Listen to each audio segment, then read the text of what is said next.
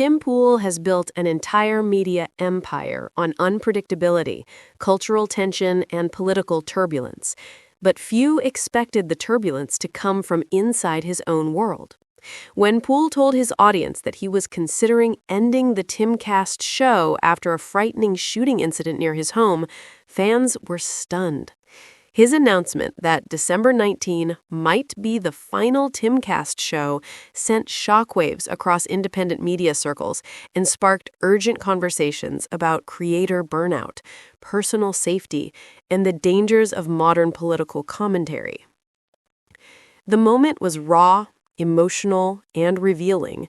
For years, Tim Pool cultivated an image of relentless consistency, daily shows, relentless breakdowns of the news cycle, and a willingness to cover stories the mainstream often avoided. But now, the man known for confronting chaos may have been pushed to the brink by threats that became personal.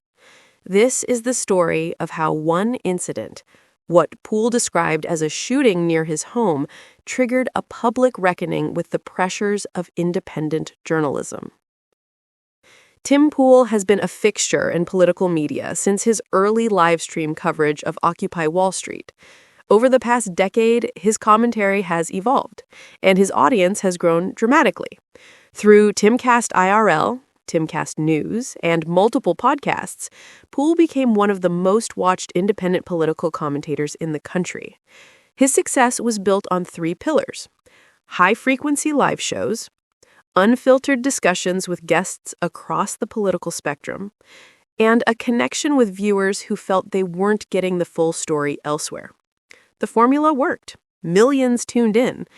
That's why his announcement felt so shocking. Pool has always framed his work as a mission, not a hobby.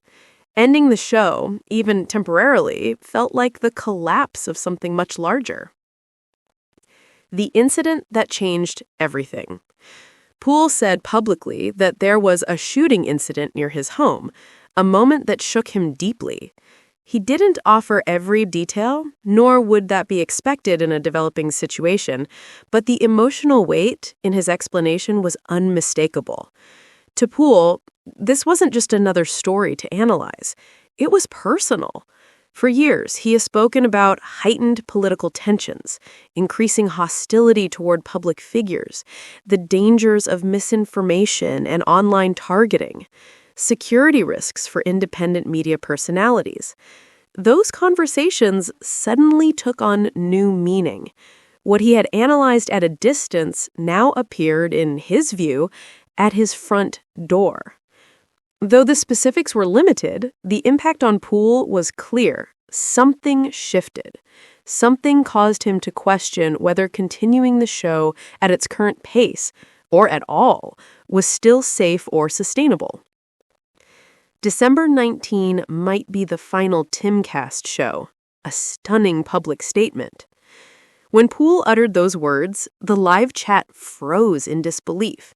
For fans, Timcast wasn't just a program, it was part of their nightly routine. For critics, it was a major player in the alternative media landscape. For Pool himself, it became a consuming commitment that dictated his life schedule. But in moments of crisis, everything changes. Pool's statement wasn't delivered with theatrics or drama. He spoke with the tone of someone sorting through real fear, real exhaustion, and real consequences. He explained that the incident made him question his safety, his team's safety, whether dedicating his life to nightly broadcasts was worth the risk, if being a public figure in this climate had become unsustainable.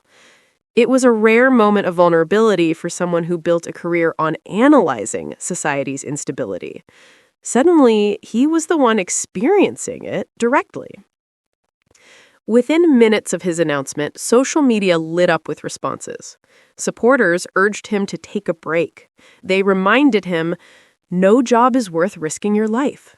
His well-being matters more than content. Burnout is real. Stepping back is not the same as quitting. Messages flooded in encouraging Pool to prioritize safety over showtime. Critics saw the situation differently. Some accused him of exaggeration. Others questioned the circumstances or speculated about motives. But even among those who disagreed with Poole politically, there was a noticeable hesitancy to dismiss the emotional toll such an incident can inflict.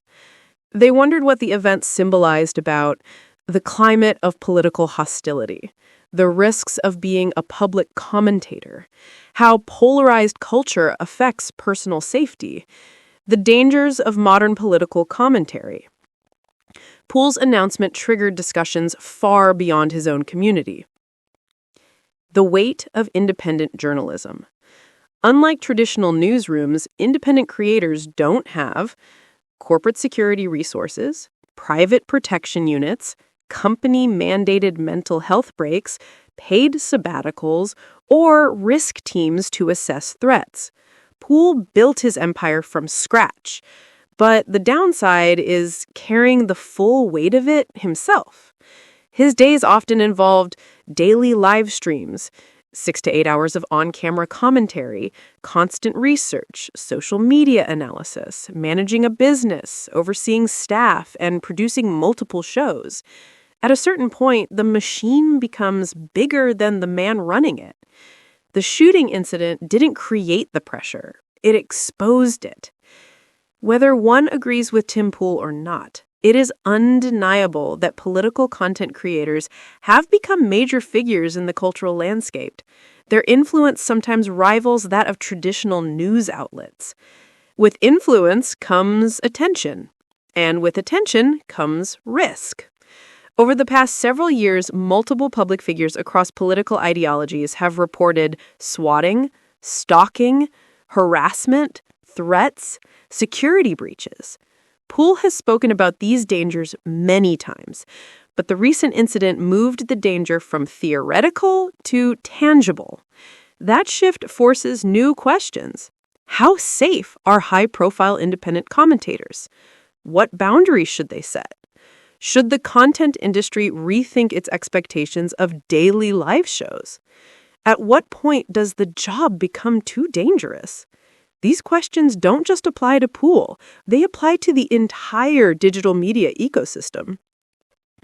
Will Timcast actually end? Poole left the door open. He said December 19 might be the end, not that it would be. This gives him room to take a break, reevaluate his role in the show, put more responsibilities on his team, shift to pre-recorded content, increase security, or restructure his work-life balance. It's possible the show returns stronger and more stable. It's also possible Poole steps back permanently from nightly hosting. Fans remain divided. Some believe he will return. Others believe the incident changed him permanently.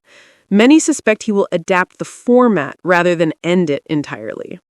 What is certain is this. The announcement marks a turning point in his career. Tim Poole's shocking statement wasn't just about ending a show. It was about confronting the realities of being a high-profile commentator in a volatile era. The combination of a frightening incident near his home, mounting work pressure, increasing personal risk, and emotional exhaustion created a perfect storm. Whether December 19 becomes the final Timcast or simply a brief pause, Poole's announcement has already had a lasting impact. It forced his audience and the broader media world to reckon with the human cost of political commentary. The future of Timcast remains uncertain, but one thing is clear. For the first time in years, Tim Poole is considering stepping away, not because of politics, but because of safety, sanity, and survival.